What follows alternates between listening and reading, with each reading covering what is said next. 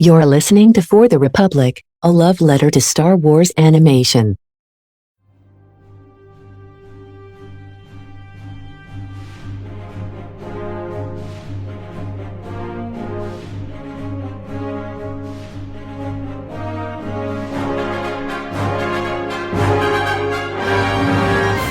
Hello there. All right, everyone, welcome back to our Bad Batch recaps here on For the Republic, a love letter to Star Wars animation. I am Andrew, back here once again. Do not have the full crew with me this week, but I am not alone. No. I have, once again, coming back to the podcast from This Is The Wayseekers, which has just returned, by the way. Jedi Chelsea is here once again. How are you today? I'm good. I'm very happy to be here. It's a gorgeous day where I'm at. 70 degrees in February is kind of scary, but great. Had a decent time watching Bad Batch yesterday, so excited to be on again and talk about it. Yeah, it's an ice storm here, so definitely not gorgeous day for me. But I at least have the day off, and I get to talk Star Wars, so I can't complain much about that. Now, we have not had you on since Andor. We had you on for the one of the episodes of the Aldhani arc. So it's good to have you back on once again, talking about Bad Batch. This week kind of picks up where last week's left off. We started this two-part story with the Batch having the Marauders stolen from them. Last week we got some pretty good development between Tech and Omega, and I was hoping that we would continue that this week, maybe see how the Batch react to having to do this on their own, having to get the ship by themselves. And that really only took about the first 4 or 5 minutes of the episode, them trying to find the Marauder. They eventually get it, and then they end up working with this kid from this mining guild that is on the same planet and has kind of taken over their whole way of doing business on this planet. Definitely a lot of allegories, as you said before we started, for worker exploitation and factory work and capitalism and just,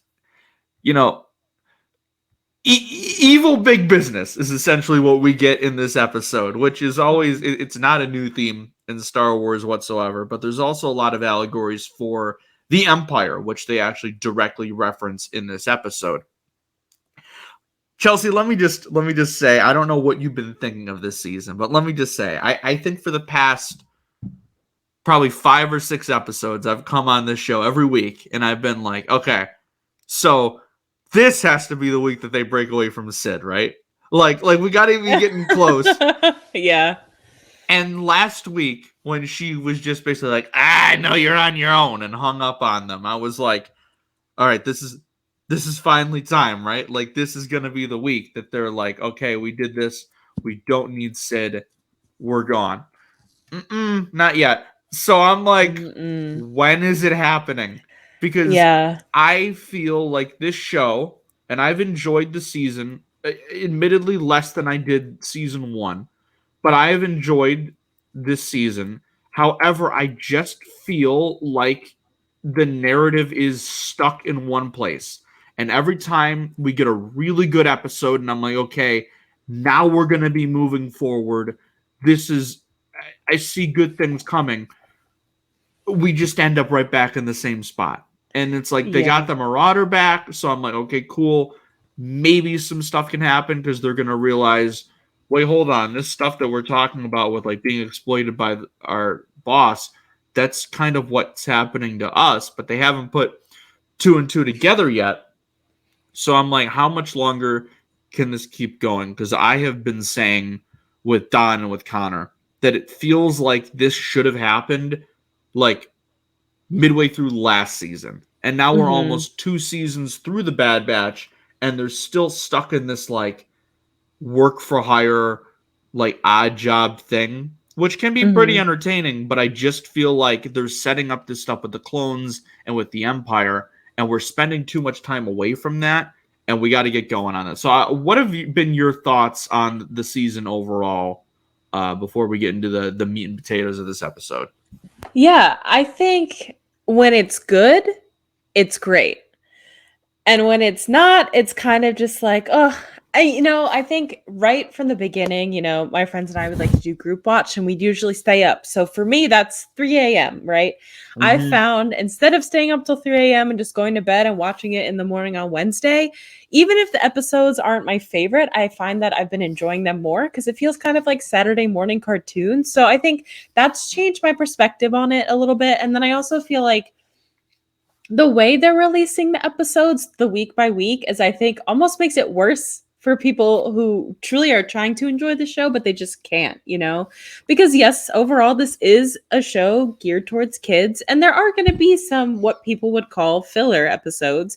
But I feel like for audiences, it's a lot more tolerable, especially on a streaming service, if you're going to have a lot of those kinds of episodes make up the bulk of your season, to release multiple episodes at once or just drop the whole season at once. Because I think if I were able to binge through this, maybe I would feel differently than I do now. I feel like, honestly, the word that I would describe for how I feel about Bad Batch is just indifferent. I don't have the same attachment to the Bad Batch as I do with other characters. And I don't know what it is. They're all really intriguing characters. I do love clones, but I just don't find myself being worried about what's happening to them as I am in other shows like Andor. I'd be at the end of the episode, I'd be stressed. I'd be like, what is going to happen to Vel and Cinta? Or how is Cassian going to get out? Or is Kino even alive? Or, even with Rebels, I have such a deep personal investment into those characters and their story, but I just haven't developed that with the Bad Batch. So I think too, that makes it harder for me to, really connect with the show and get excited about it week to week. It's just, for me right now, it's something that's there that, I put on and have a decent time, but it's not, but I have to remember too, it's not for me necessarily. But I always make that point to defend the show. I'm like, it's made for kids. But then I'm like, on the contrary, Rebels is made for kids, but that's my favorite show ever. But I think it's just something that a style, I'm a little tired of. My friend True, Star Wars dude, actually did a nice discussion of this on his story about too the animation style, how everything being this animation style makes it really hard for the show to kind of stand on its own and develop its own tone or theme, because it essentially is right now just a Clone Wars sequel that the Bad Batch kind of just happened to be there. That's how it feels to me. Yeah.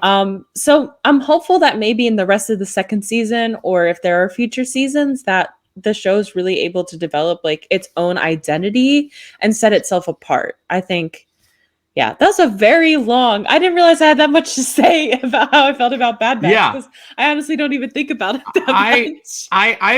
I definitely agree with a lot of what you're saying. I do enjoy the show and I have more of a connection more than you do, but I am definitely feeling those same things. As for the art style, I've seen quite a few discussions about the need to move past it. And I think not necessarily fully abandoning it, but having other shows with different art styles would do such a good, it would be such a good choice to make other animated projects seem more fresh and unique. Because we had that with Resistance, but people didn't really give that the time of day. So now it's and they kind of cursed it from the start. I can go into that long rant, but this one, it's they described it as it's made for the people that grew up with the Clone Wars, and we are getting that, and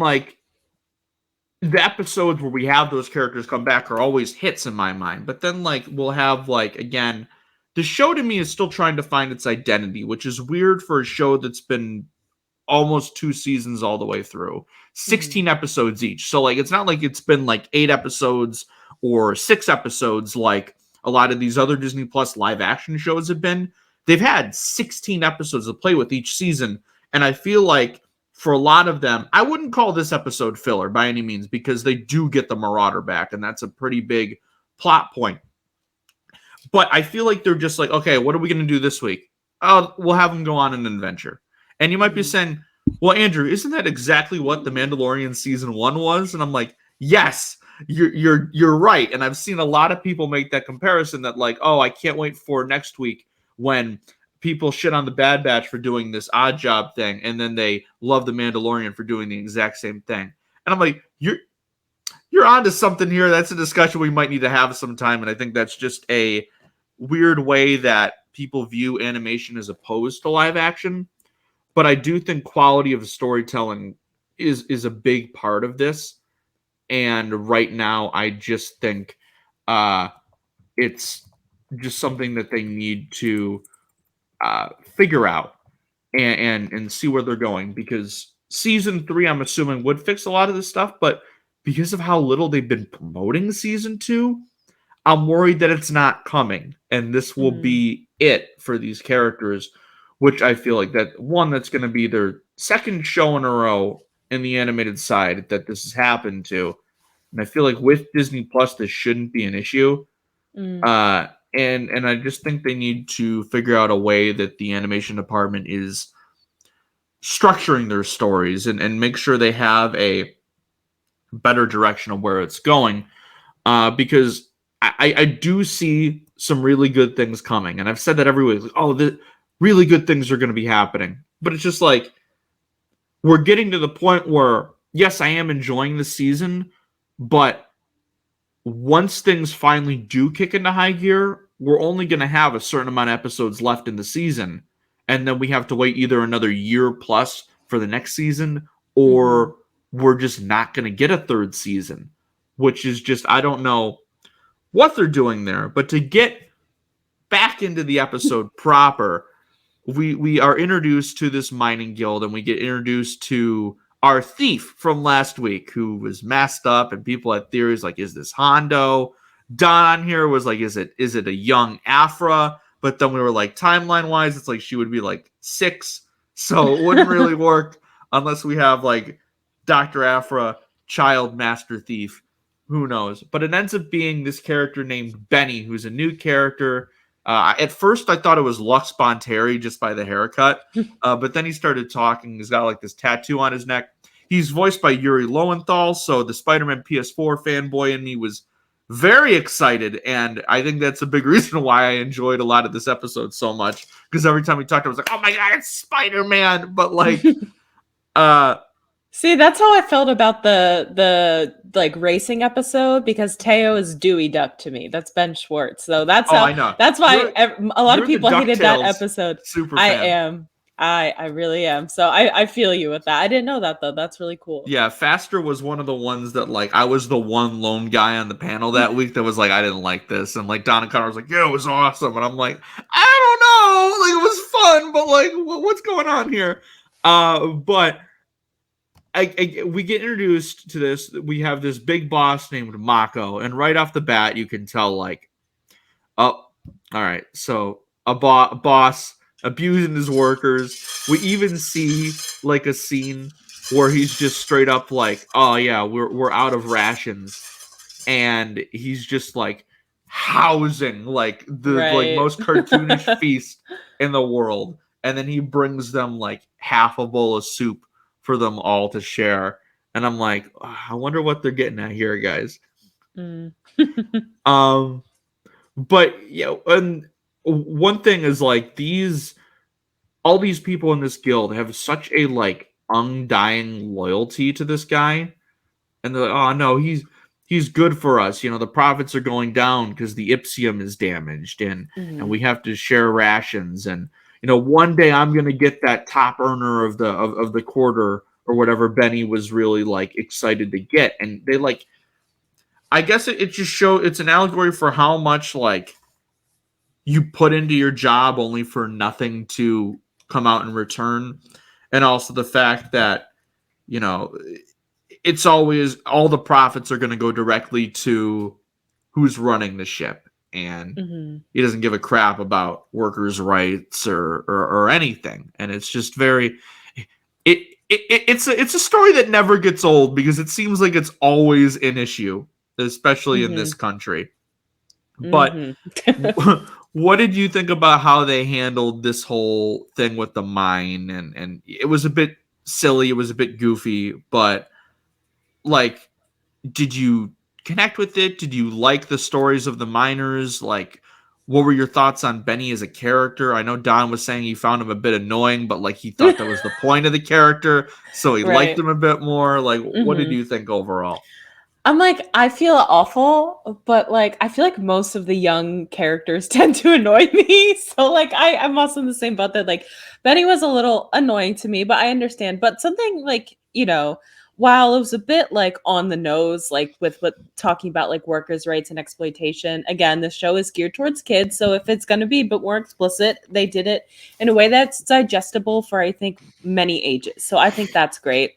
Mm-hmm. But I think something that was kind of like, wow, like thinking about watching the episode is that like all of the people in this mine, they're kids. So it's Yeah. also the sense of like, what have they experienced in their life to end up here where they think this is the best outlook for them? And I think too that just like represents the larger state of the galaxy, even outside the Empire, right? Because normally in Star Wars, when you hear bad, you think Empire, and that is true. But showing how do people, even not necessarily under the Empire's reach, they're still suffering because of what's going on in the Empire, because the Empire and fascism as a whole is going to make like resources seem scarce, and kids are probably scared, and they're in this job and it's comfortable, and they maybe have some sort of community. And even though Makko seems like a total noob, like I think they look up to him because he feeds, and they it's not only like, oh, I want to be top earner to get food, but there's the sense of like, I want to be top earner to like impress him and like earn like that. And I think tying that back to just like American work culture and this whole like grind set where it's like, if you're like, oh man, I like worked overtime and only got like 6 hours of sleep last night, someone else is going to be like, oh yeah, well, I worked this much overtime and I only got 4 hours of sleep, as like a gotcha, where it's like, why is that a good thing? It's like, I work harder than you. Like, right. Just for like you mentioned earlier, that extra overtime work money, yeah, you're going to get some of it on your paycheck, but ultimately who's it benefiting? Your boss, not you, right? So I think again that show this episode demonstrated that idea, I think, very well. Again, a bit simplistically, but I think in a way that for younger kids watching it can understand it and start thinking about those things. Well, I don't think Star Wars is promoting socialism or communism, but they sure as hell will be say like fuck capitalism, which I can appreciate. They're going woke. They're telling our kids that not work hard. I'm like, shut up. Like, it's like, no. Yeah, no, I agree with what you said. I did think it was pretty funny, that scene where he just puts like the bowl of like just broth, and just like a bunch of them just go running towards it. And I think having them be child workers again really put the nail on the head there, of especially the many references that they just directly, like I said, they directly say in this episode, like, this reminds me a lot of the Empire. And we see the same thing, like that blind loyalty to the Empire because they feel like they're providing for them, when that sense of like how they earned that like loyalty is not really there. We just see those people that are like blindly loyal to the Empire. And then we'll see some stories where people will break free from the propaganda. And it was very similar with this one, where Benny, over the course of the episode, his like devotion to Makko ended up like causing him to betray the batch at one point. But then he sees the facts, and he sees the writing on the wall, and ends up turning over a new leaf, which I thought was done pretty well. But when we get into that, but we got to talk about the unsung hero of this episode, which is my boy Gonky. Because last week, I was like halfway through the episode, we were talking about how the Marauder was stolen and they were stuck in this cave. And I was like, guys, I just realized that Gonky got stolen too. What are we going to do? And thankfully, he was back in all his glory. And he actually was the reason why the batch found the ship, because Omega came up with the idea, something that even Tech didn't even think of, which was trying to track Gonky's signal as opposed to the Marauder signal. I do find it kind of convenient that this guy stole the Marauder and then just like kept flying it around the planet, and then just put it in this little like mining garage instead of like going off world for them to actually like look for it. But story is story. We got to tell an episode somehow. Got to get to the mines, got to explore this western planet. Which one thing I will say is, we talk about the art style. You can never say the animation looks bad because the night sky on this planet looked unbelievably cool, and I love the night shots in this episode. But when we see the batch meeting Benny, I immediately just loved Wrecker's dynamic with him, where he's just ugh, and scares him, or every time it looks like he's about to skip, I don't think so, and then just I just loved how Wrecker was just being because we know he's the most cuddly teddy bear in the world. He's a softie. Yeah. But to an outsider, it's here's this giant 7-foot clone just staring at me. Could probably rip my head off. So Benny's probably terrified. But we're all just like you said, we see him cuddling with Lula at the end of the episode because he's just, he's my soft little guy. So again, I just found those funny, and I just loved how we have that. Because, again, nothing new here. Can we trust the outsider? Here's this guy that stole our ship, and he's a thief. But, we got to learn to trust him because we both have the same goal here. And it's we've seen this before. We've seen Star Wars do this. I'm pretty sure we've seen the Bad Batch do this several times themselves. Yeah. But it is continuing to show different perspectives in the galaxy, which I do appreciate. We did get a little bit of lore, bonus lore at one point from Benny in the episode, saying that the mines used to belong to the Techno Union, but then they were forced out, and eventually Makko took over the mine himself and ruled it with an iron fist. But Makko's so cool. So he's so cool. He gives us a bowl of soup. So we have to be super devoted to him. I did like the stealthy having to get into the mine through the chimney thing, where they were very much timed. Hunter looking like a big old dad in those scenes of just climbing down the chimney, having to get the droid, and the fact that there was urgency in this scene, because we knew Hunter was going to survive, but the fact that it was okay, we're timing, we're counting down here, and then boom, there's an explosion, the droid explodes, and then they're able to get in that way, which I thought that was a really cool scene. And then eventually they get through to the mine. Omega and Benny go up to the upper levels, and then this is where we see a lot of the going-ons of the mining guild. We get to see the aforementioned soup scene, which is just it's sticking out to me. I don't know why, but and then we also get to see Benny's so confident that the Marauder is going to earn him top earner, and we see right off the bat that Makko doesn't really care, at all. He's oh, this isn't the ship I wanted, or whatever it was. And then they strip it for parts. They eventually find the ship, but the hyperdrive has been deactivated, so they have to fix that, and then they have to disable the shields up there. And we get to see the first cracks in not Spider-Man's devotion to Makko, when he's so sure he's going to get top earner. And then it ends up going to the other guy with the fate stat. They all kind of look and sound the same to me. It's other child worker gets it. And he's oh, damn it. And then, which I found weird, is that he doesn't even go for the food.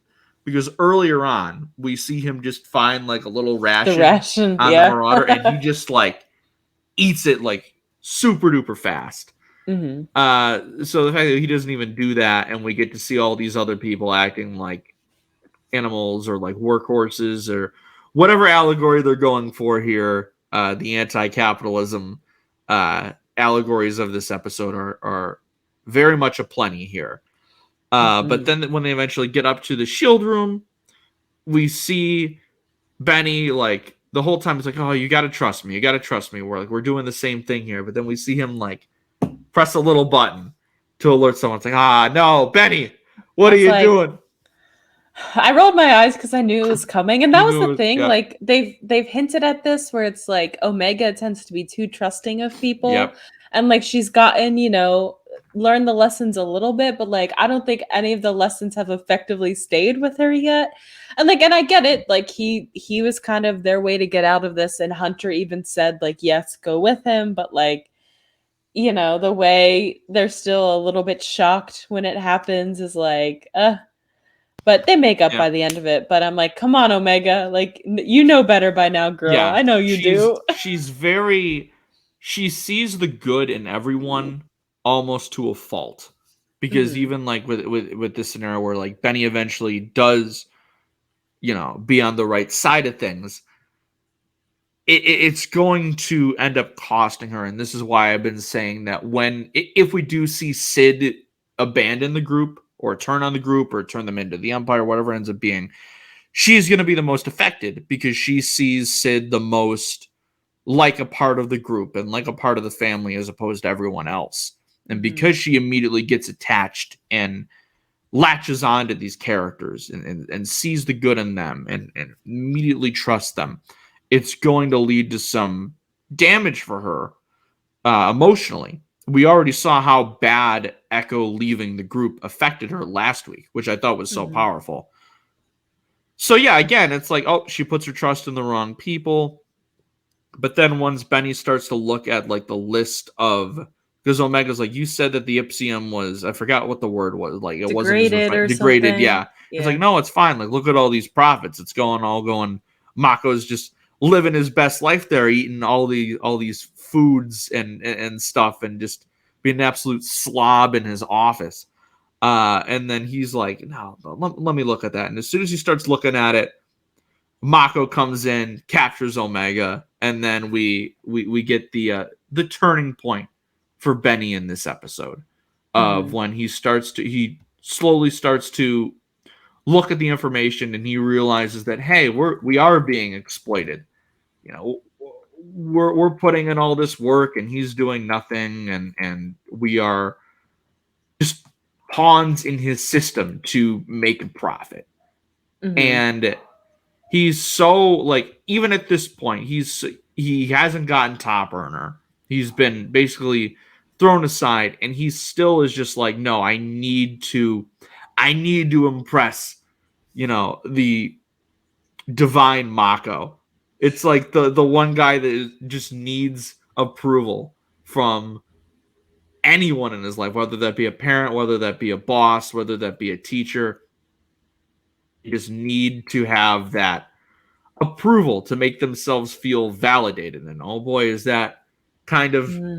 it hits home for some people, but to the cost of like it's self-destructive behavior. And we see that here of Omega is captured, and we do see Benny, like once it looks like Omega's in danger here, like Hunter ends up saving her with the grappling hook, and it's like very little, like you said, very little stakes in these episodes, or not necessarily stakes, but like emotional stakes for the viewer's end of like, whenever these characters are in danger, I at least get the feeling of, well, I know they're going to be fine.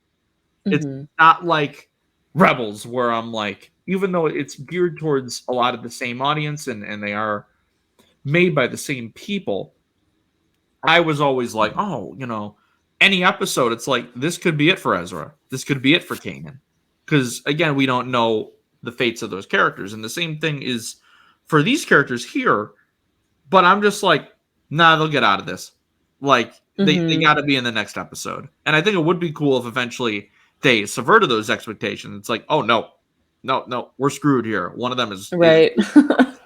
But I just didn't see that coming at all in this episode. But then eventually Benny is like, oh, he tells the truth, shows everyone the information about Makko stealing from them and just exploiting all the workers. And then Makko just eventually just goes, super villain death, super Disney death, Yeah. falls off the thing. He's like, oh, take my hand. And he slips, falls, dies, falls into the lava. I'm like, I've seen that dozens of times in my life. Right. Yeah. Uh, And I think that whole part makes a really good point that like this like competition, they think their biggest enemy is their fellow worker when really the biggest enemy is Mako. And that's kind of how, people in power continue to marginalize communities. They pit people against one another. We, again, like these conversations we have around work ethic in America and like, oh, this job is good. Or if you didn't go to school to get a college, like, oh, you work at this job and not this job. Like the way people compete with one another and the way things like social welfare are demonized and things like that are demonized when it's like we are fighting the wrong enemy because the people who hold all of the power, the richest corporations and everything like that, or like Mako, they know if everyone becomes aware that we all have a power as a collective, they stand no chance. So they have to make people like fight with one another. And you see a kind of successful like rebellion in this case where it's like the truth is exposed and they all kind of you see the moment where they look at each other, and again these are just kids and they're able to understand and be like, that's not fair, that is not right. And within seconds, again, very funny Disney version of the death, like I don't know why they couldn't just like, I don't know, like people's arrest him or something and like kick him out, but whatever, he's a slob. I don't feel sorry he died, but No. it was just interesting. But literally within moments that everyone knows the truth, everyone bands together and he's yeeted, he's gone, so I think that's a really important message that like, there's power in collectivity. And that's something too that Andor did really well. The prison episode, wonderful, um exploration of like that idea. And I've talked about that ad nauseum. And so I like that this fits in well in a kid's show, that same message is spanning across multiple shows. I think that is really great. So, even though I haven't been super fond of Bad Batch, I will say that I like, again, that, they're making sometimes these more like complex themes and ideas accessible to a variety of people. I'll agree with that. And I think we've seen a lot of the same like narrative themes of Andor carry over into the Bad Batch, just told a bit different and told for a different audience, which I think, like you said, is a great thing. I'm glad that they're carrying on with the themes, having the shows feel like, I watched Andor, so it's making a lot of the stuff here hit even harder. And same, it's like, oh, if I liked what I saw in Bad Batch, I hear that this Andor show is doing a lot of the same things. Maybe I'll check that out if you're new to the live action stuff, or if you're like a younger viewer and you've only really seen the animated shows, or vice versa. If you've only seen the live action stuff, it's like, oh, I hear this Bad Batch show is tackling some of the same stuff and I really like Andor. Maybe I'll check out the Bad Batch. Same thing when you have all these different Star Wars properties and some people are very pick and choose with what they like, or if they're just so vehemently against the animation stuff for some reason, it's a good gateway into there.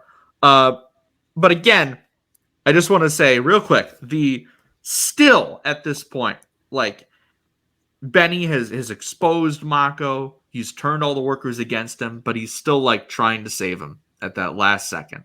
Which is like, he still has that like, well, no, like, we're going against you here, and we know what you've done, but like, I still have to save you. Listen, Like, they nope. couldn't. It's a Star Wars kids show. They couldn't go fully eat the rich. They had to like at least give some like chance for that redemption, right? Because redemption is like the biggest theme in Star Wars. So they had to give a chance just to, If they were going to go fully eat the rich, they would have had all the workers just pick him up and just like toss him over the edge. It's like, you know how we get through this? Murder. But that didn't happen. But you did mention the whole the culture at this mining place was worker against worker, and then where it should be all the workers against Makko. And it like, as soon as they figure out that they're being used, it's instantly like, okay, we're switching things up. We got to unite. We got to work together. And we see that at the end of the episode where they're all kind of working together to reform this mine. And I did like how the episode left the door open for Benni and Omega had that conversation of like, oh, why are you staying here? You can do anything with your life. And he's like, oh, mining is all I know how to do. But he's like, if you guys ever need a thief, I got you. And I'm like, he could come back, he might not. Who knows? We never know with a lot of these characters of the week, especially in Star Wars animation. But again, it's like I never thought that 15 years ago that the blue Pantoran senator from Clone Wars would still keep showing up in Star Wars animated projects 15 years later. So you never know with this stuff of which characters are going to hit and which characters aren't. I did like that little conversation at the end, though, that Omega and Tech had, which again, I love that they're like becoming the new duo, which I love. Where Omega was like, this really reminds me of the Empire. It's like, it might not be the Empire, but there's always going to be people like the Empire that oppress people and are, ruling like this. And Tech pretty much said like, well, there's more of us out there, like more people like us, and that's always going to be what helps us win, which I really liked. And I'm just hearing that, and I'm like, all right, okay, so when are you going to put 2 and 2 together that you're also in this same relationship with Sid, and you need to break away, and you need to help, and you need to go back to your buddy Echo? But, again, I've said it a billion times at this point. I feel like it's getting old. It's like, when is this man going to shut up about Sid? I don't know.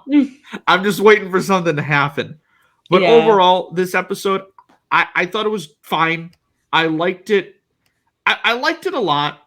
I thought it was an enjoyable watch. It's nothing special. Like, it's not going to be one of my favorite episodes of the season or anything. And I will say that I enjoyed last week's more as the first part of like this 2-part story. I do wish that the narratives that they were telling in those episodes were a bit more connected, besides the fact of like, we lose the Marauder in this one, we get it back in this one. And that's really the only continuation we have in those 2 episodes in terms of the same emotional stakes that we had from last week.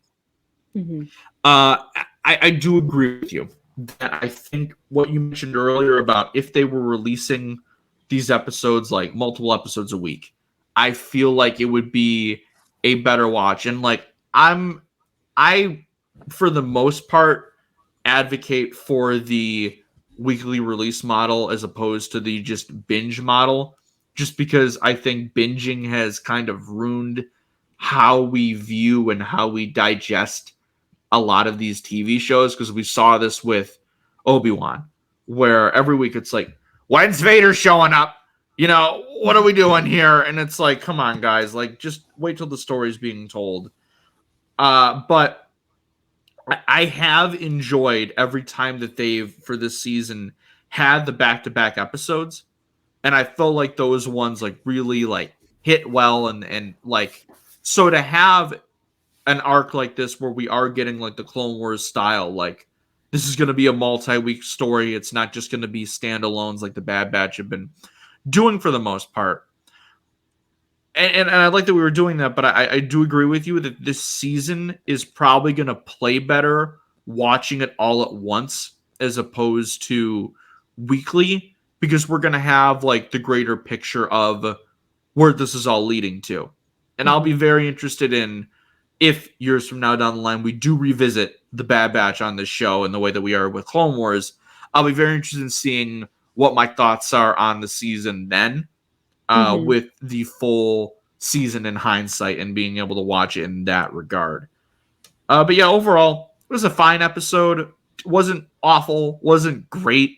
I did like I said, I liked the fact that Yuri Lowenthal was voicing Benny, so I had that little Spidey connection there. Same way that you did with Dewey Duck with Faster. DuckTales Supremacy. Every time a DuckTales actor shows up, I'm like, love that we got the connection there. I got to go finish that show at some point because I loved the first season.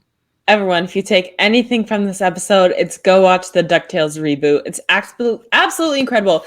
David Tennant is Scrooge McDuck. Like, come on. Like, that's all you need to know. It's incredible. It's a great show from what I like I said, I've seen, I think, the first season, and I really loved it. And I hear it gets even better. So, don't be scared. Just watch the Ducks. You will be very satisfied. So thanks for joining us this week on our Bad Batch recaps. A little bit short, but when you don't have much to say besides work exploitation bad, and then Wrecker hugging Lula at the end, which was just every time Lula shows up, gets me right here. Yes. One other thing I will say about the episode that like made me laugh, I was watching it with Mike. We were like we watched it the next day, or not the next day, the day it released. But instead of staying up till like 3 a.m., we just watched it like you later watched in it the like a morning. responsible human being and not someone that stays up till 3 a.m. like all of us. Right, exactly. Yep. We were Don't know what that's watching it. I know once Mando starts, I'll be back on my staying up it'll till be 3 brutal. a.m. stuff. But luckily, I will be on the West Coast next week, so it'll only be midnight for me for Mando. But then the rest of the season, unfortunately, I will have to be up at 3 a.m. Anyway, I'm sorry. But, so we mute while we watch and then like unmute if we have something to say. So I would unmute every time to laugh or say something because I watch everything with the captions on.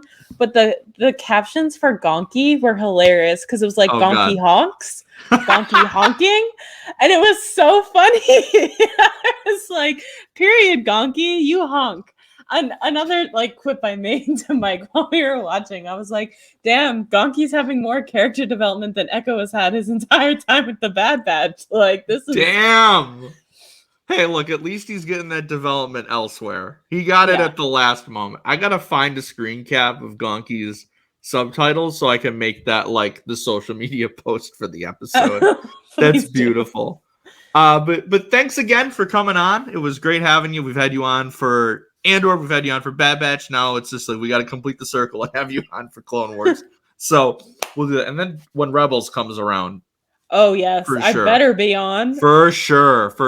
So if you want to just tell everyone where they can find you and what you've been working on and what recently just dropped at the time of recording yesterday or earlier today, I think. It was recorded yet. I don't remember what it was. But anyways, where can they find you, Chelsea?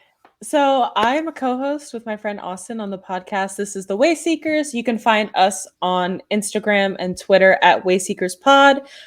We are on Spotify and all those platforms, as well as on Austin's YouTube channel. You can find all of that on the Instagram under Twitter. And just today, this morning released our pre-season 3 Mando episodes. So talking all things season 1 and 2. We talked a bit about Book of Boba Fett and then just some of our hopes, dreams, expectations, worries going into Mando season 3. So it was a really fun episode. First one back after a few months. So it feels good. I'm just going headfirst back into all my podcasting. And then you can find me personally on Instagram at Jedi_Chelsea. Perfect. And yeah, I know that some good stuff is coming. Austin told me some of the exciting stuff coming yesterday. So yes, check out Wayseekers. The Slay Seekers are always a great watch. It's a very queer Star Wars podcast, which we always love here. So definitely support Chelsea and Austin and everything they do. You will have a great time. As for myself, you can find me on Twitter, TikTok, Instagram at Starlight Andrew. You can follow the podcast on Twitter at For the Repub Pod and on Instagram and TikTok at For the Republic Pod, where we post updates on the series as well as funny little clips and stuff. Subscribe to our YouTube channel, For the Republic Podcast. Get us close to 100 subs so we can start doing fun live content. And it'll really help us get to where we want to go with the channel and with the pod brand as a whole as we're trying to build this bad boy up. We should be having a new episode finishing up our Clone Wars Season 1 rewatch sometime within the next couple days. We just got to figure out when we're recording that. And then we'll have some big announcements about the show going forward. But next week, we will be back with our Bad Batch recaps, as well as the beginning of our Mando Season 3 coverage, which that is going to be...